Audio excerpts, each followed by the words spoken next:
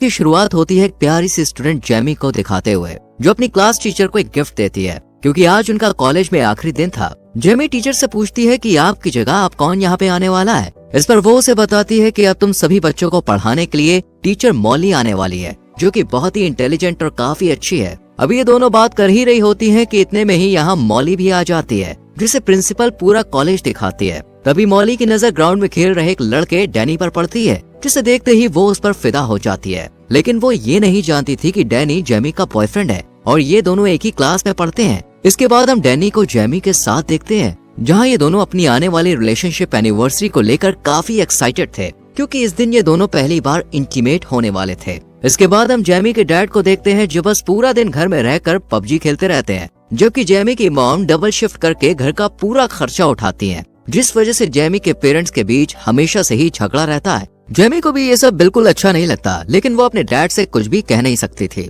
अगले दिन क्लास में मॉली अपने बारे में सभी स्टूडेंट्स को बताते हुए लगातार डैनी को ही देखती रहती है। साथ ही वो उसे क्लास खत्म होने के बाद एक्स्ट्रा क्लास लेने के लिए भी कहती है, क्योंकि उसे डैनी पढ़ाई में काफी कमजोर लग रहा था। इस पर डैनी भी मॉली की बात मान जाता है और उसे एक्स्ट्रा क्लास लेने के लिए राजी हो जाता है। इसी दौरान मॉली उसे अपने पास बैठाती है और उससे कहती है कि अगर तुम्हें अच्छे कॉलेज में एडमिशन लेना है तो तुम्हें कल से ही क्लास लेना शुरू कर देना चाहिए। दरअसल ये सब मॉली की एक चाल थी। वो ये सब डैनी के करीब आने के लिए कर रही थी, लेकिन डैनी उसे कल की क्लास के लिए मना कर देता है, क्योंकि कल उसकी और जेमी की रिलेशनशिप एनिवर्सरी थी। ये सब सुनकर मॉली को बिल्कुल भी अच्छा नहीं लगता। फिर जब डैनी यहाँ से जाने लगता है, तभी मॉली उससे उसका फोन नंबर ले लेती है। अब घर आने के बाद भी मॉली का पूरा ध्यान डैनी पर ही होता है और अब वो सोचने लगती है कि आखिर कैसे जेमी और डैनी को अलग किया जाए। तभी उसके दिमाग में एक आइडिया आता है और वो अगले दिन जानबूझकर जेमी को असाइनमेंट में C ग्रेड देती है, जिसे देखकर जेमी को बहुत बुरा लगता है। अब वो क्लास खत्म होने के बाद मॉली के पास जाती है और उससे कहती है कि मैं एक मिडिल क्लास फैमिली से हूँ और मुझे अच्छी यूनिवर्सिटी में एडमिशन लेने के लिए अच्छे ग्रेड्स की जरूरत होगी, ताकि मुझे अच्छी स्कॉलरशिप मिल सके। इस पर मॉली उसे कहती है कि अगर तुम्हें अच्छे ग्रेड्स चाहिए तो कल दोबारा इस असाइनमेंट को रेडी करके लेके आना, जिससे मैं तुम्हें अच्छे ग्रेड दे सकूं। ये सुनकर जेमी मॉली को अपनी एनिवर्सरी के बारे में बताती है, जो कि आज ही थी। तभी मॉली उससे पूछती है कि तुम्हारे लिए इन दोनों में से क्या जरूरी है, एनिवर्सरी मनाना या अच्छे ग्रेड हासिल करना। इस पर जेमी कोई जवाब नहीं देती और यहाँ से चली जाती है। इसके बाद वो डैनी से मिलती है और उसे सारी बात बताती है। साथ ही आज रात के लिए उससे माफी भी मांगती है, क्योंकि उसे अच्छे ग्रेड लाने के लिए आज इस असाइनमेंट को पूरा करना था। लेकिन डैनी आज की रात उसके नजदीक आना चाहता था, इसलिए वो गुस्से में यहाँ से चला जाता है। थोड़ी देर बाद मॉली डैनी के पास आती है और उसे अपने साथ डिनर करने के लिए कहती है, जिसके लिए वो मान जाता है और दोनों एक रेस्टोरेंट में पहुंच जाते हैं, जहाँ मॉली डैनी से उसकी लव लाइफ के बारे में पूछती है। तब वो थोड़ा हिचकिचाते हुए उसे बताता है कि अभी तक जेमी और उसके बीच कुछ भी नहीं हुआ है, क्योंकि जेमी अभी इन सब चीजों के लिए रेडी नहीं है।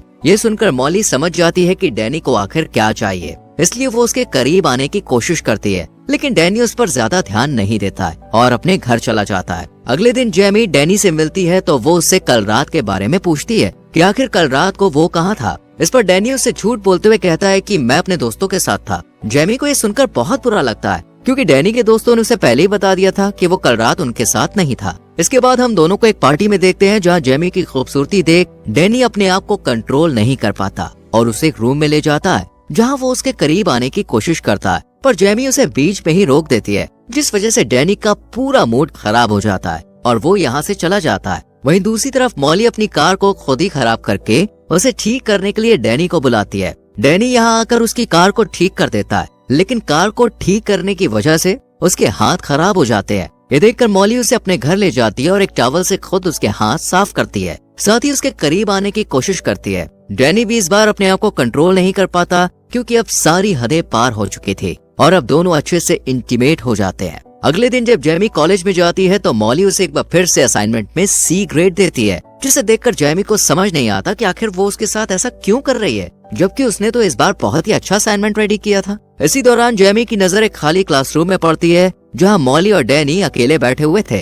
ये देखने के बाद जेमी को अब डैनी पर शक होने लगता है, इसलिए वो क्लास खत्म होने के बाद उसका पीछा करती है और देखती है कि डैनी मॉली के घर जा रहा है। और जैसे ही वो घर के अंदर चला जाता है, जेमी खिड़की की मदद से अंदर झांकने की कोशिश करती है, जहाँ उसे मॉली और डैनी एक दूसरे को किस करते हुए दिखाई देते हैं। अब जेमी समझ चुकी थी कि डैनी उसे धोखा दे रहा है, इसलिए वो रोते हुए वहाँ से चली जाती है, लेकिन उसे जाते हुए डैनी देख लेता है और उसके पीछे जाने लगता है। हालांकि मॉली उसे रोकने की कोशिश करती है, लेकिन वो नहीं रुकता और जेमी के पास पहुंचकर उसे माफी मांगने लगता है। साथ ही अगली बार ऐसा कुछ न करने का वादा भी करता है। ये सुनकर जेमी भी उसे माफ कर देती है, जिसके बाद रात में डैनी के पास मॉली का मैसेज आता है, लेकिन वो उसका रिप्लाई नहीं करता और अगले दिन कॉलेज में भी उसे पूरी तरह से इग्नोर करता है। खुद को इग्नोर होता देख मॉली अब काफी परेशान हो जाती है और वो समझ जाती है कि जरूर जेमी को इन दोनों के बारे में पता चल गया है, इसलिए वो अच्छा बनने के लिए जेमी को आज ए ग्रेड देती है। इस पर जेमी उसे कहती है कि तुम ये मत समझना कि ए ग्रेड मिलने की वजह से मैं तुम्हें माफ कर दूंगी। इतना कहकर वो अपना असाइनमेंट डस्टबिन में फेंक कर यहाँ से चली जाती है। इसी दौरान डैनी जेमी के पास आता है और उससे कहता है कि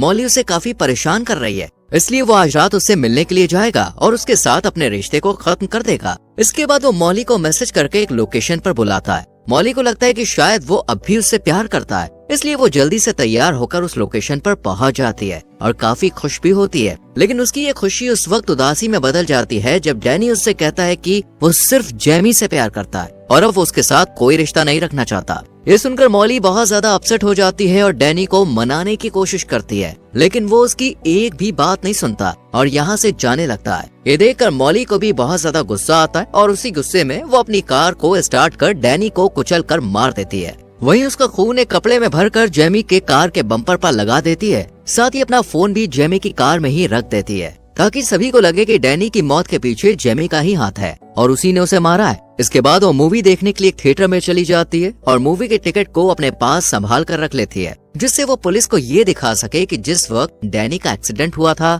उस वक्त वो थिएटर में मूवी एंजॉय कर रही थी। फिर हम मॉली को ऑनलाइन एक मैकेनिक को ढूंढते हुए देखते हैं, जिसे वो काफी सारे पैसे देकर अपनी कार को ठीक करने के लिए कहती है। साथ ही इस बारे में किसी को भी ना बताने के लिए कहती है। वहीं दूसरी तरफ पुलिस को जब डैनी की डेड बॉडी के बारे में खबर मिलती है तो पुलिस फौरन लोकेशन पर पहुंच जाती है और इस बात का पता लगाने की कोशिश करती है कि आखिर डैनी की इस हालत का जिम्मेदार कौन है। इधर जेमी को भी अब उसकी एक दोस्त डैनी की मौत के बारे में बता देती है, जिसे सुनते ही वो भागकर पुलिस स्टेशन पहुंच जाती है और पुलिस को बताती है कि उसे अपनी क्लास टीचर पर शक है, क्योंकि कुछ दिनों से मॉली और डैनी का अफेयर चल रहा था और कल रात वो मॉली से मिलकर सब कुछ खत्म करने वाला था। इसके बाद पुलिस देर न करते हुए मॉली के घर पूछताछ के लिए पहुंच जाती है, जहां वो उन्हें झूठ बोलते हुए कहती है कि हमारे बीच ऐसा कभी कुछ हुआ ही नहीं था, डैनी को मैं सिर्फ एक अच्छा स्टूडेंट समझती थी। साथ ही वो पुलिस को मूवी की टिकट भी दिखाती है और अपने चोरी हुए फोन के बारे में भी बताती है, जो कि असल में उसने खुद ही जेमी की कार में रखा था। मॉली की बात सुनने के बाद और टिकट देखने के बाद पुलिस को भी लगने लगता है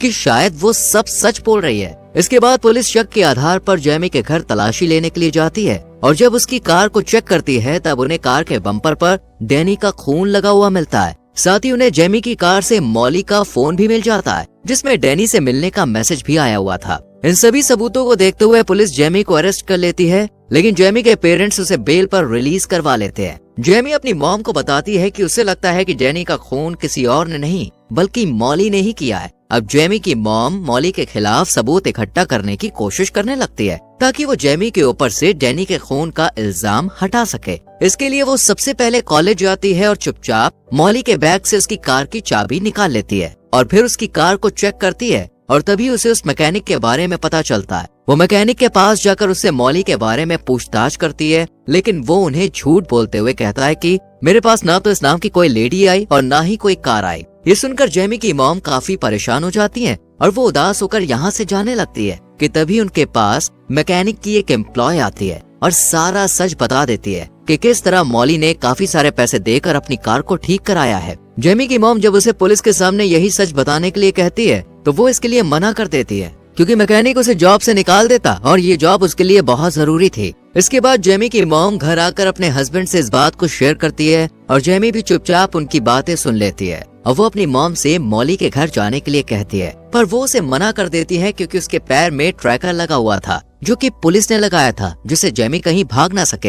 हालांकि इस वक्त तो जेमी अपनी मॉम की बात सुन लेती है, लेकिन रात में जब इसके पेरेंट्स सो जाते हैं तब ये अकेले ही मॉली के घर पहुंच जाती है और अपने फोन में रिकॉर्डिंग ऑन कर लेती है ताकि मॉली की सच्चाई रिकॉर्ड हो जाए। लेकिन उसका ये प्लान फेल हो जाता है क्योंकि मॉली को जल्द ही पता लग जाता है कि वो रिकॉर्डिंग कर रही है, इसलिए वो उसके हाथ से फोन छीन लेती है और गुस्से में आकर सारा सच उगल देती है कि हाँ उसने डैनी को मारा है और अब वो जेमी को भी मार देगी। इसके बाद वो जैसे ही चाकू उठाकर जेमी को मारने के लिए आगे बढ़ती है तभी पुलिस वहाँ पे आ जाती है और पुलिस यहाँ आई थी उस ट्रैकर की वजह से, दरअसल जेमी जब अपने घर से बाहर निकली थी तभी पुलिस ने उसके पैर में बंधे ट्रैकर की मदद से उसे ट्रैक करना शुरू कर दिया था, जिसके बाद पुलिस जेमी को रिहा कर देती है और मॉली को अरेस्ट कर अपने साथ ले जाती है।